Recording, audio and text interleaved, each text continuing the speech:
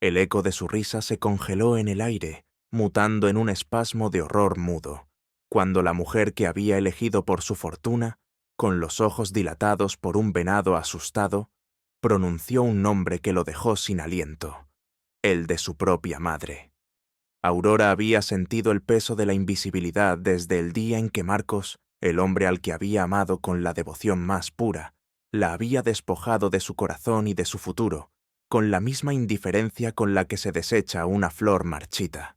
Sus palabras, frías y pulcras como el hielo de un glaciar, resonaban aún en los rincones de su modesto apartamento de 2 habitaciones, donde el sol apenas se atrevía a asomarse. Eres un lastre, Aurora.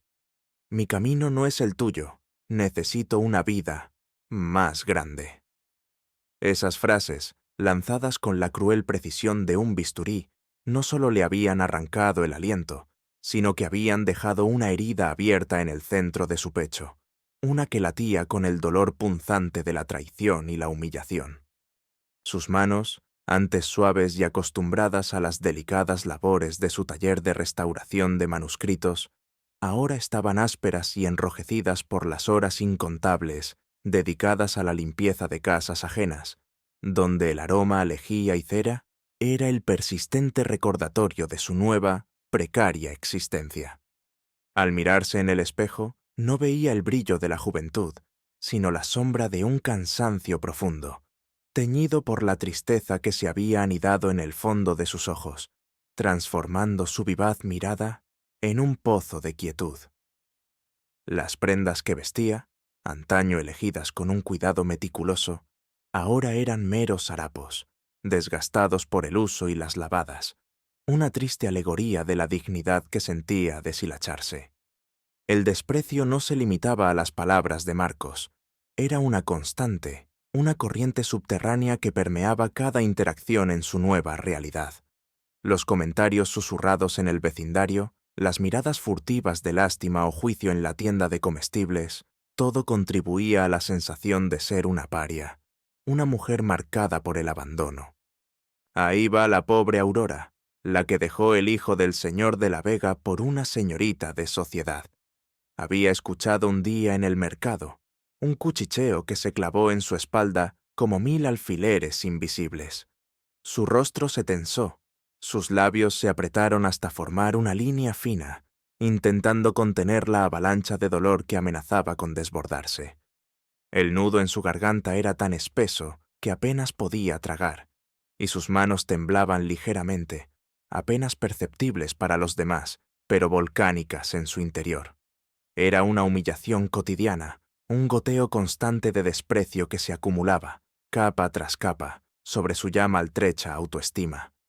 Los rincones ignorados de su apartamento, donde el polvo se acumulaba en la ausencia de sus sueños, eran un reflejo de su propia existencia, reducida a los márgenes, olvidada por el mundo que alguna vez había compartido con Marcos. El aire mismo parecía pesado, denso con la indiferencia y el juicio.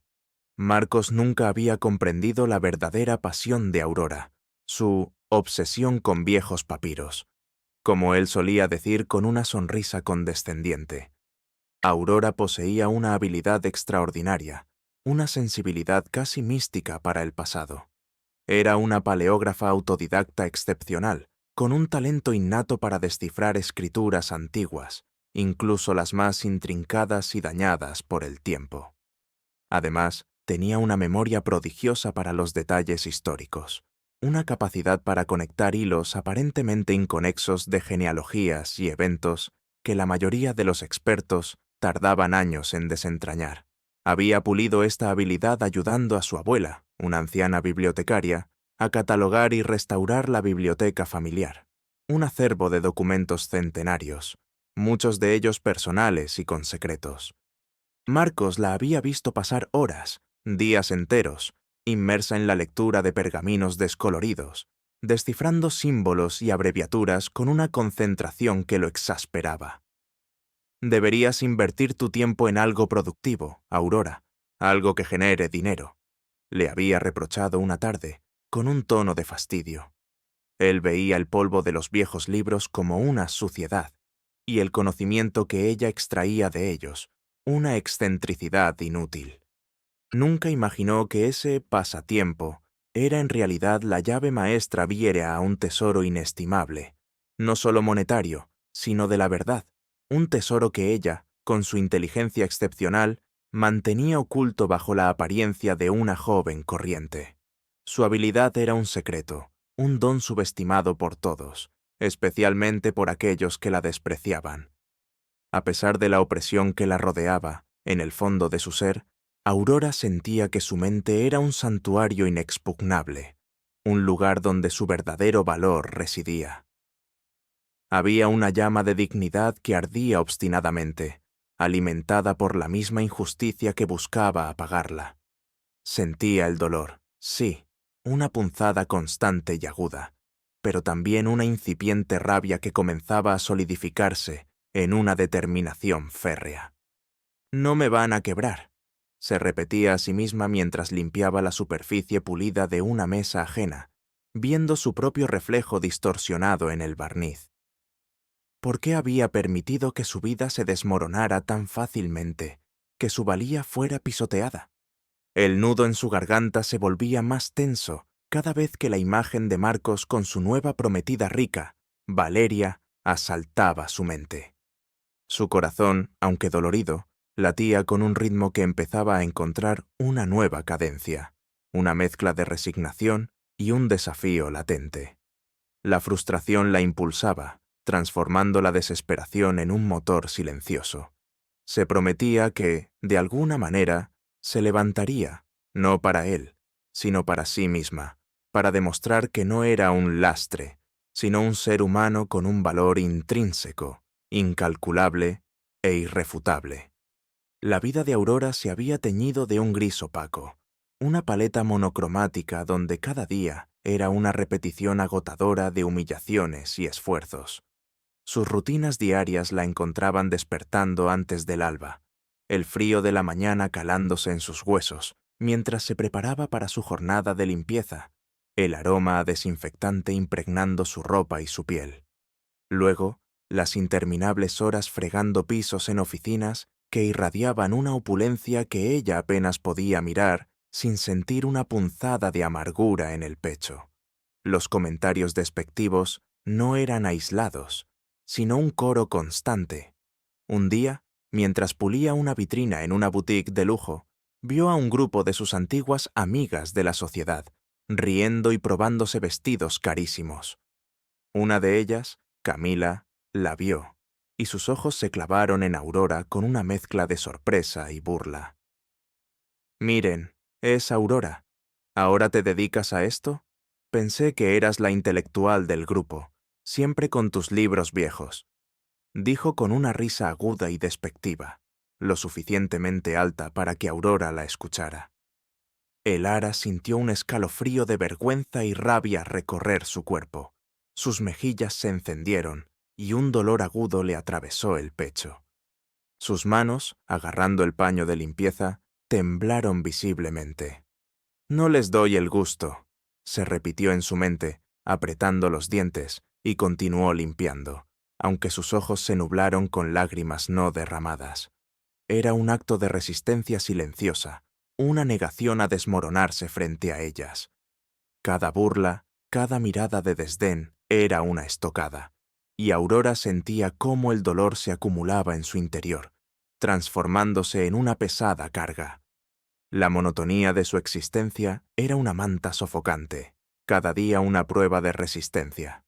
El lujo del entorno en el que trabajaba, los brillos de los metales pulidos, el aroma a perfumes caros, contrastaba brutalmente con la modestia de su vida, acentuando la injusticia que la ahogaba. Podía ver a Marcos en la prensa, en revistas de sociedad, sonriendo al lado de Valeria, radiantes en eventos de gala, su opulencia gritando desde las páginas brillantes. Él había elegido ese mundo, y a ella la había relegado a la sombra. Sentía la injusticia en cada fibra de su ser, en el cansancio de sus músculos, en la desazón de su alma. La invisibilidad era su condena, pero también, sin saberlo, se convertiría en su disfraz. La semilla del cambio El primer hilo de Ariadna en su laberinto de dolor apareció en la forma más prosaica y al mismo tiempo la más enigmática. Una caja de viejos papeles que su abuela, ya muy enferma y con la memoria desvaneciéndose, le entregó una tarde con un suspiro profundo y una mirada de una lucidez inesperada. «Estos son tus orígenes, mi niña», murmuró la anciana, sus dedos huesudos aferrándose al brazo de Aurora con una fuerza sorprendente. «La verdad está aquí, la verdad sobre nosotros y sobre ellos». El ellos resonó en la mente de Aurora con una punzada de premonición. La caja, empolvada y atada con una cuerda deshilachada, contenía no solo los manuscritos que su abuela había restaurado, sino también un pequeño diario con tapas de cuero, amarillento y casi ilegible, escrito en una caligrafía antigua que Aurora reconoció de inmediato como la de su bisabuela. Aurora se sentó en el suelo de su modesto apartamento, el corazón martillándole el pecho con una mezcla de incredulidad y una chispa de curiosidad. Un diario. ¿Qué secretos podría contener? Se había acostumbrado tanto a la desesperanza que la idea de una revelación era casi extraña, incómoda. Abrió el diario con sumo cuidado, el papel crujiendo bajo sus dedos, el aroma a humedad y tiempo escapando de sus páginas. Las primeras entradas eran banales, descripciones de la vida cotidiana de su bisabuela, pero de repente una fecha y un nombre la detuvieron en seco. 12 de marzo de 1948. Recibí la carta de Alejandro de la Vega. El nombre de Alejandro de la Vega, el padre de Marcos. Un escalofrío le recorrió la espalda. ¿Su bisabuela y el abuelo de Marcos? ¿Qué conexión podía haber? Su mente analítica, acostumbrada a desentrañar complicados árboles genealógicos, se activó de inmediato, a pesar de la duda inicial. Pasó las siguientes horas, y luego días, inmersa en la lectura, su escepticismo inicial cediendo el paso a una fascinación creciente. El diario revelaba una historia de amor clandestino, de promesas rotas y de un hijo ilegítimo, fruto de la pasión entre su bisabuela y Alejandro de la Vega, que había sido entregado en secreto a otra familia para proteger la reputación de la poderosa estirpe de la Vega. Una rama perdida de la familia de la Vega, ocultada por el honor y el dinero. Aurora sintió un shock que la dejó sin aliento. No podía ser. La incredulidad la golpeó con la fuerza de un puñetazo y sus manos temblaron mientras pasaba las páginas. La fecha de nacimiento del niño, los detalles de su entrega, las iniciales de la familia adoptiva, todo apuntaba a una dirección, a una verdad que se le antojaba increíble.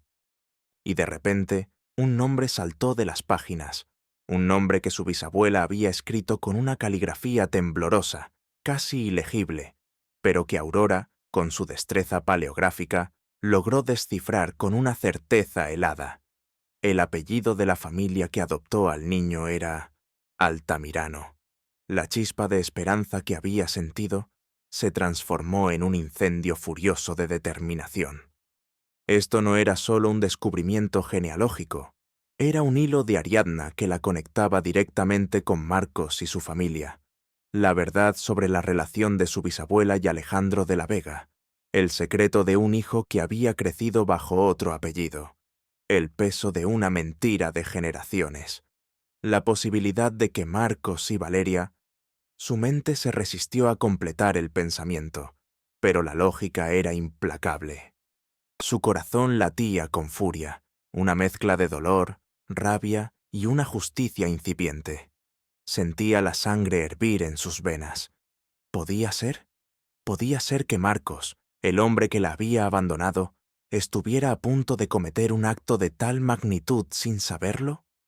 El descubrimiento de este secreto enterrado por el tiempo no solo había encendido una chispa en su interior, sino que había reavivado el fuego de su orgullo, la convicción de que la verdad, por dolorosa que fuera, siempre debía salir a la luz. El proceso de desenterrar la verdad se convirtió para Aurora en una obsesión meticulosa, una cruzada silenciosa que consumió cada hora de su vida libre, transformando su dolor en un motor implacable. No se trataba solo de una herencia, sino de una vindicación profunda, un acto de justicia para su bisabuela y para ella misma. El primer paso fue visitar los archivos civiles, una tarea tediosa y llena de frustraciones. Las viejas actas de nacimiento y matrimonio, custodiadas en salas empolvadas, exigían una paciencia infinita. El zumbido constante de los ventiladores era la única compañía en esas largas tardes. Sus ojos, acostumbrados a la caligrafía antigua, se agotaban al final del día, pero ella persistía. Buscó registros de la época, cruces de nombres, fechas que pudieran coincidir con las del diario de su bisabuela. La frustración la golpeó cuando encontró varios Alejandro de la Vega, y el rastro del hijo ilegítimo se desvanecía en un mar de burocracia y omisiones deliberadas. Esto es una pared, pensó, apoyando la frente en una pila de legajos, sintiendo el aroma a papel añejo y humedad. Las lágrimas amenazaron con salir, pero el recuerdo del rostro desdeñoso de Marcos la impulsó a seguir, una furia fría anidándose en su pecho. Las llamadas telefónicas se volvieron una constante en su vida, a veces con interlocutores escépticos, otras veces con ancianos que recordaban vagamente viejos chismorreos. Una de sus llamadas, a una residencia de ancianos en un pueblo remoto, la conectó con una antigua institutriz que había trabajado para los de la Vega, una mujer con la memoria frágil, pero con flashes de lucidez. La anciana recordó vagamente un secreto familiar, un niño que había desaparecido. Aunque sus palabras eran confusas, proporcionaron a Aurora pequeños hilos que la llevaron a otros archivos, a viejas bibliotecas municipales donde encontró obituarios y recortes de prensa de la época que confirmaban la existencia de un hijo adoptado por una familia con las iniciales M.A. y V.A., que Aurora, con un escalofrío, conectó con los Altamirano. La observación secreta se convirtió en parte de su rutina. Se vestía de forma discreta, mezclándose entre la gente, y seguía a los miembros de la familia de la Vega y Altamirano en eventos públicos, tratando de encontrar alguna conexión, alguna coincidencia física, algún detalle que confirmara sus sospechas. Se sentaba en cafeterías cercanas a sus oficinas, observando sus interacciones. Una tarde, en un parque, vio a Marcos y Valeria paseando, riendo, sus gestos tan similares que le produjeron un vuelco en el estómago. La misma forma de cruzar los brazos, el mismo gesto de llevarse la mano al cabello. Su monólogo interno era un torbellino. No puede ser, no puede ser. Pero la evidencia es tan fuerte. ¿Cómo reaccionaría Marcos? ¿Y Valeria? Esto los destruiría. ¿Tengo derecho a hacer esto? Pero, ¿y la verdad? ¿Y la justicia para mi bisabuela? La duda la carcomía, pero la sed de verdad era más fuerte. El entrenamiento fue tan riguroso como la investigación. Para obtener ciertas pruebas, Aurora tuvo que aprender a manejar programas de edición de documentos para restaurar digitalmente textos dañados, y a usar software forense básico para analizar metadatos en archivos antiguos. Pasó noches enteras en cursos online, su computadora el único brillo en la oscuridad de su apartamento. Sus ojos ardían, su espalda dolía, pero cada pequeña habilidad adquirida era un paso más. Hubo momentos de profunda desesperación, como cuando un software falló y perdió horas de trabajo. «Dios mío, no puedo más», se lamentó, las manos sobre su rostro, sintiendo el agotamiento hasta los huesos. Pero entonces, la imagen de la sonrisa arrogante de Marcos, la humillación en sus ojos, la impulsó a reiniciar, a seguir buscando. La recolección de pruebas se volvió obsesiva. Encontró un testamento antiguo de un pariente lejano de los de la Vega que hacía una críptica referencia a un niño secreto, y en un archivo de hospital, el registro de un parto en una clínica rural en la fecha indicada en el diario, bajo un nombre falso, pero con el sello del doctor que atendía a la familia de la Vega. Cada descubrimiento era un pequeño triunfo, una pieza más en el intrincado rompecabezas. Sentía cómo se transformaba, de una víctima a una cazadora de la verdad, su intelecto su arma más poderosa. Cada pieza es crucial, se repetía. No puedo fallar, esto es más grande que yo, es por la verdad. En su búsqueda incesante, Aurora encontró a dos almas inesperadas que se convirtieron en faros en la oscuridad de su misión, pilares de apoyo que creyeron en ella cuando nadie más lo hacía.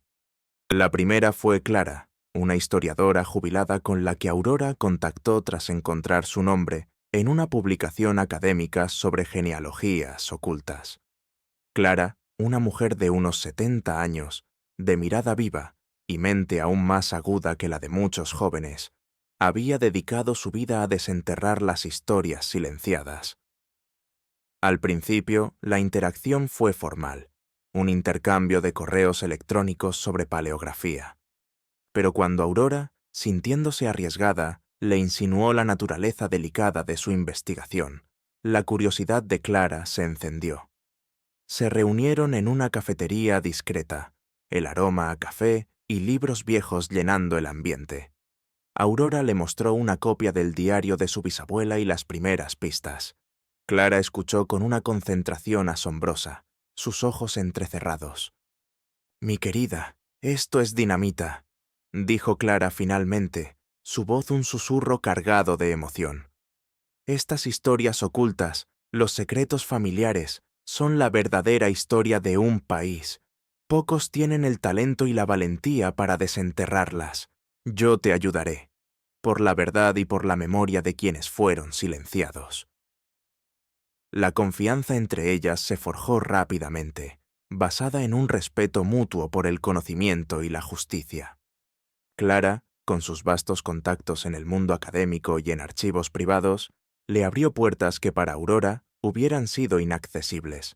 Le proporcionó documentos, le enseñó métodos de investigación avanzada e incluso le dio acceso a su biblioteca personal, una colección invaluable de textos antiguos. Sus conversaciones se extendían por horas, discurriendo sobre la ética de la historia, la fragilidad de la reputación y la indomable fuerza de la verdad. «No te detengas, Aurora. Este no es solo un secreto familiar, es una lección para todos», le aconsejaba Clara, su voz llena de una pasión contagiosa. El segundo aliado crucial fue Leonardo, un joven periodista de investigación desilusionado con la superficialidad de los medios masivos, a quien Aurora conoció por casualidad en un archivo municipal mientras él buscaba información para un artículo sobre corrupción. Su encuentro fue fortuito. Aurora lo ayudó a descifrar una antigua escritura que se le resistía. Leonardo quedó impresionado por su habilidad. Días después, cuando él buscaba una historia impactante, Aurora se atrevió a contactarlo.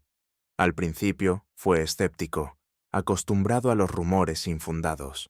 Pero cuando Aurora, con la ayuda de Clara, le presentó las pruebas preliminares del diario, los registros y las coincidencias, sus ojos se abrieron de par en par. «Esto es una bomba», susurró Leonardo, su voz cargada de asombro y el brillo de una primicia. Su motivación no era solo la fama periodística, sino una genuina sed de justicia y la oportunidad de exponer la hipocresía de la élite.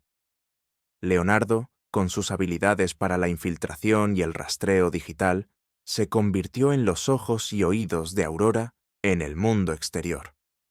Consiguió fotografías discretas, grabaciones de conversaciones casuales y datos públicos que validaban las conexiones.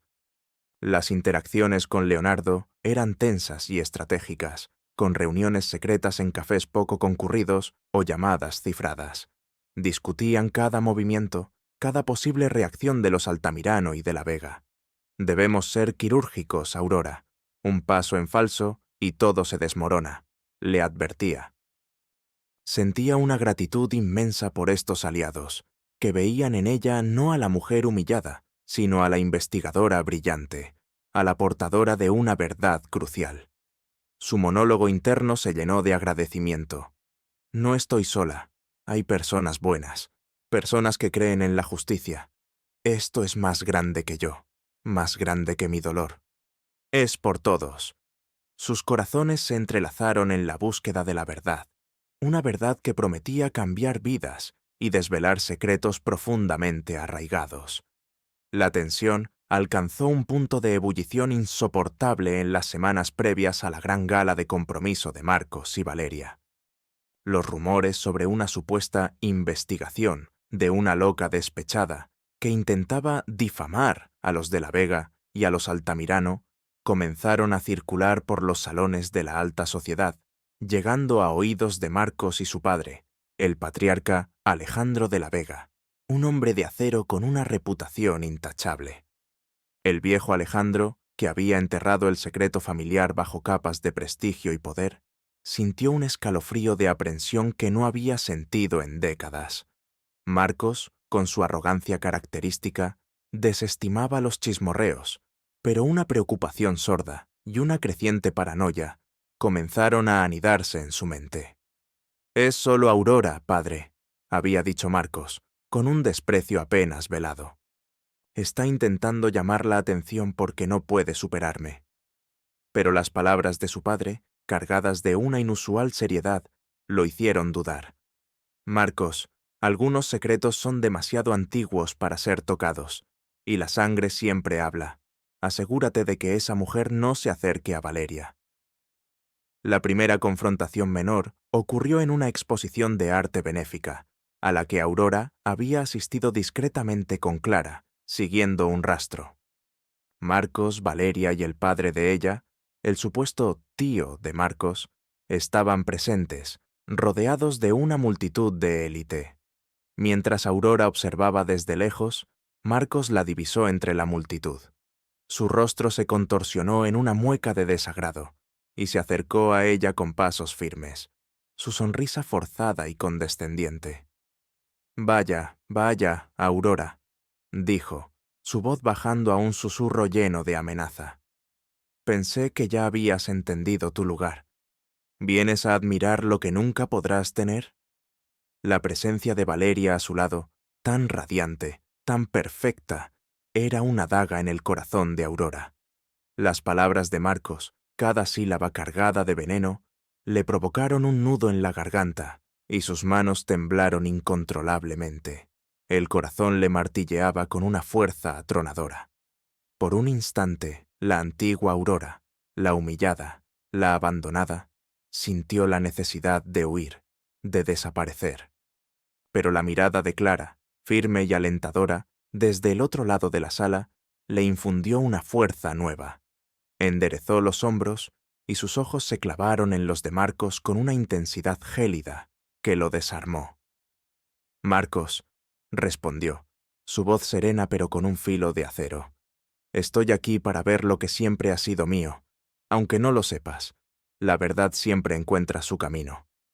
La sorpresa en el rostro de Marcos fue evidente.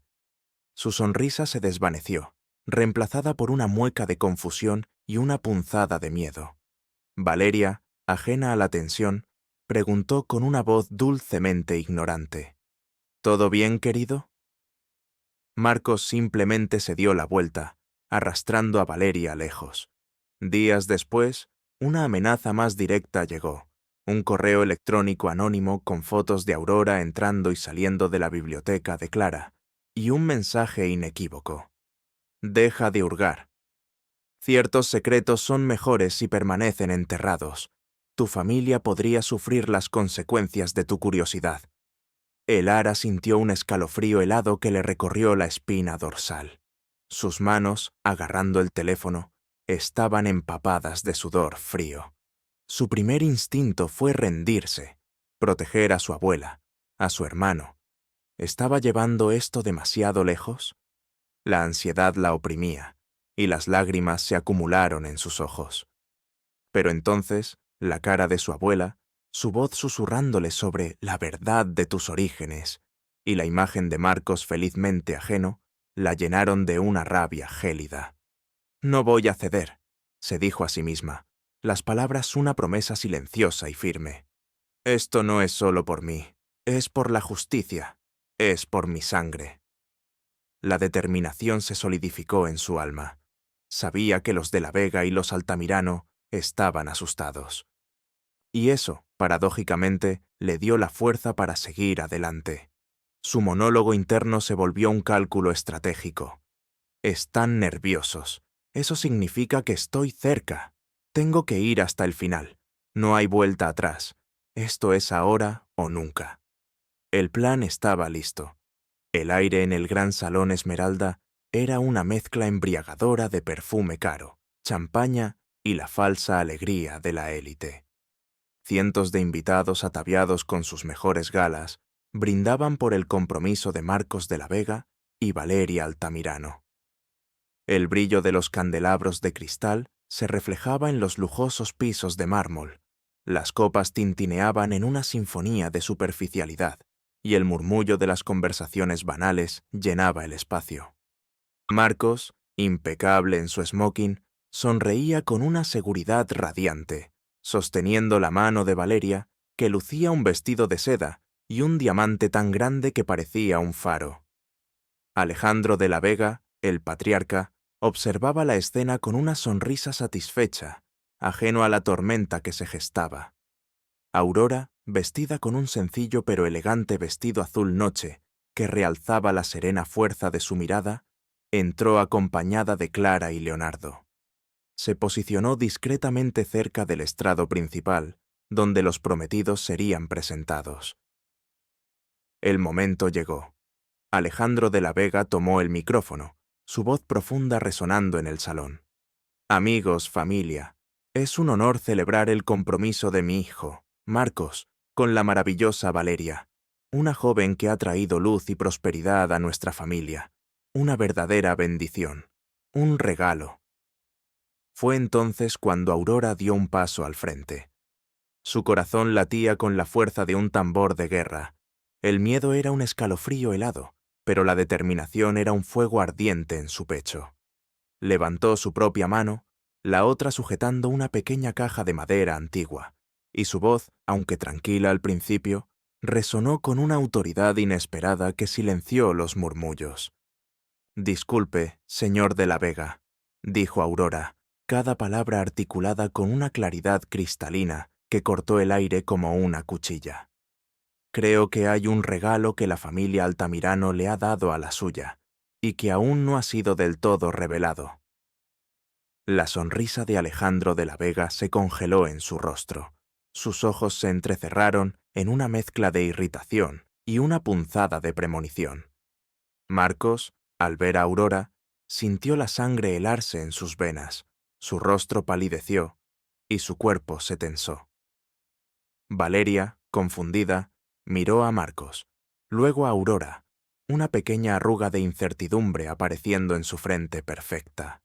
La atención de la multitud se desvió de la pareja al estrado, de los novios a la figura serena y enigmática de Aurora. Aurora abrió la caja de madera. De ella extrajo el diario de su bisabuela, un puñado de cartas antiguas y un certificado de nacimiento amarillento. «Hace muchas décadas», comenzó Aurora, su voz adquiriendo un tono narrativo y solemne. «Una mujer llamada Clara Mendoza, mi bisabuela, vivió un amor prohibido con el entonces joven Alejandro de la Vega. Un amor que dio fruto, un hijo, un secreto. Un hijo que fue entregado a otra familia para preservar la impoluta reputación del apellido de la Vega y para mantener la fortuna intacta». El impacto fue demoledor. El salón se sumió en un silencio tan denso que casi se podía escuchar el batir de las alas de las moscas. Alejandro de la Vega, el patriarca, se tambaleó. Su rostro se volvió blanco como la cal, y sus ojos se dilataron en un shock absoluto.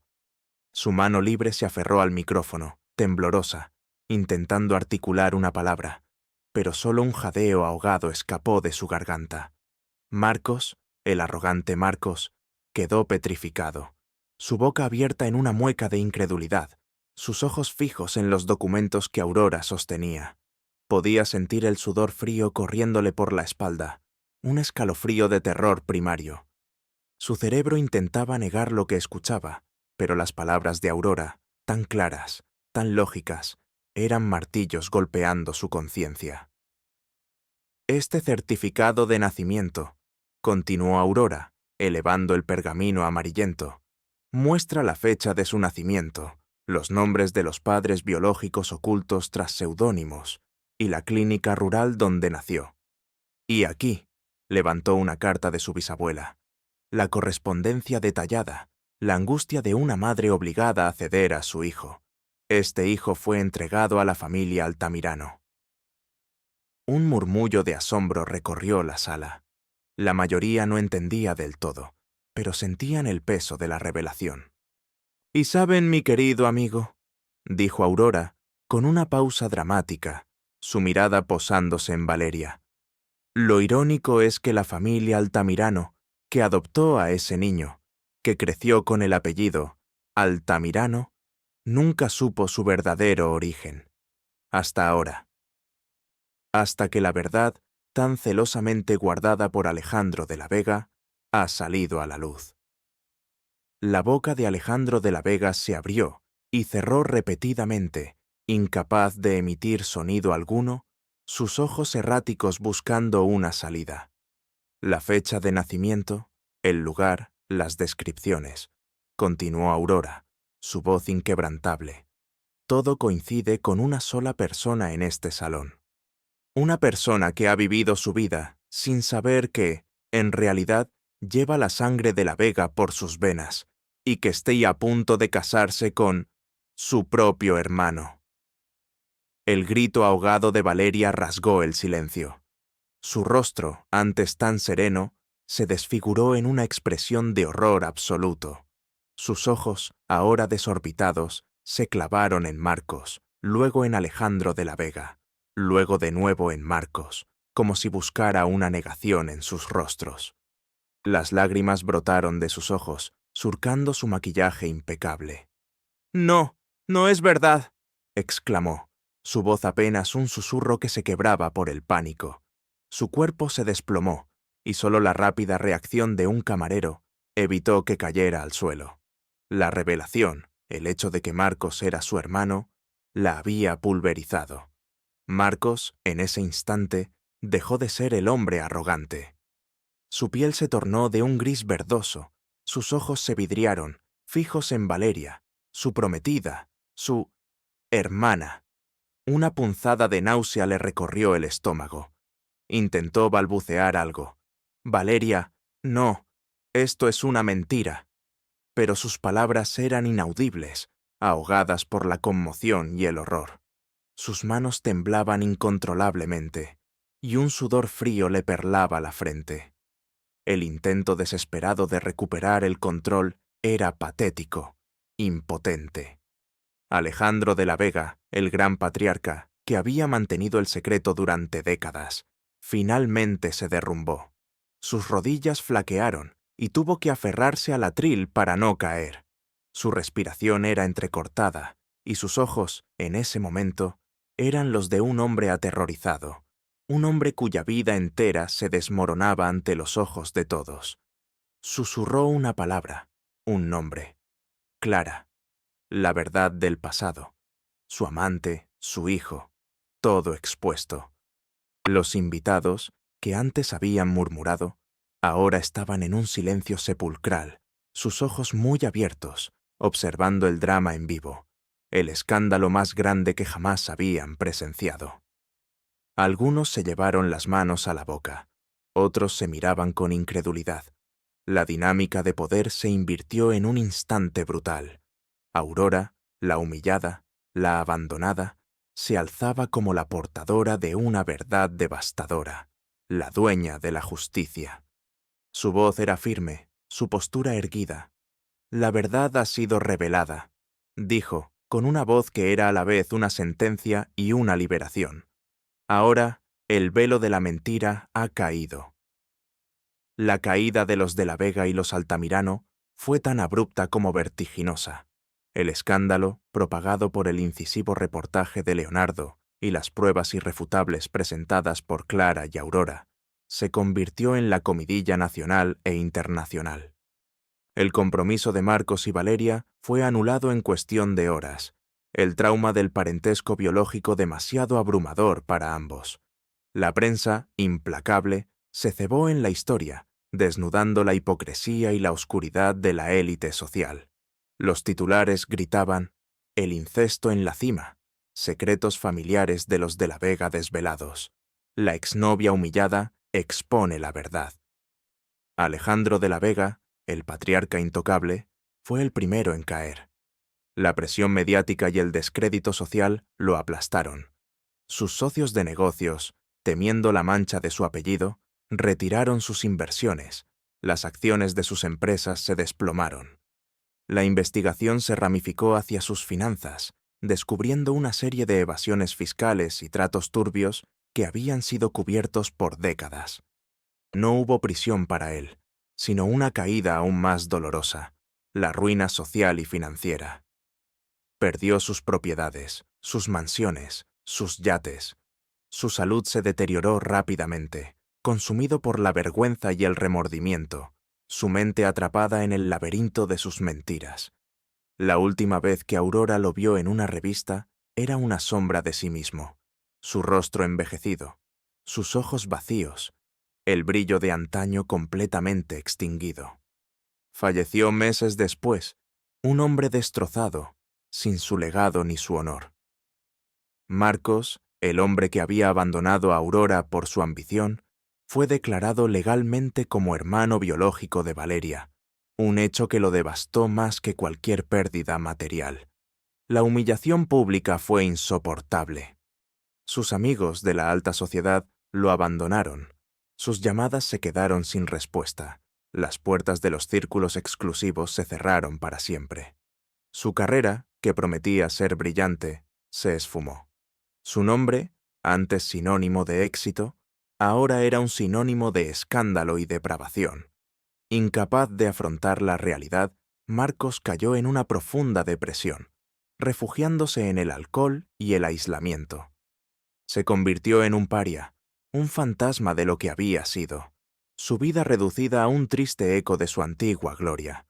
Las imágenes de él, demacrado, deambulando por las calles, se filtraron a la prensa, una degradación pública que fue tan visceral como su ascenso había sido injusto.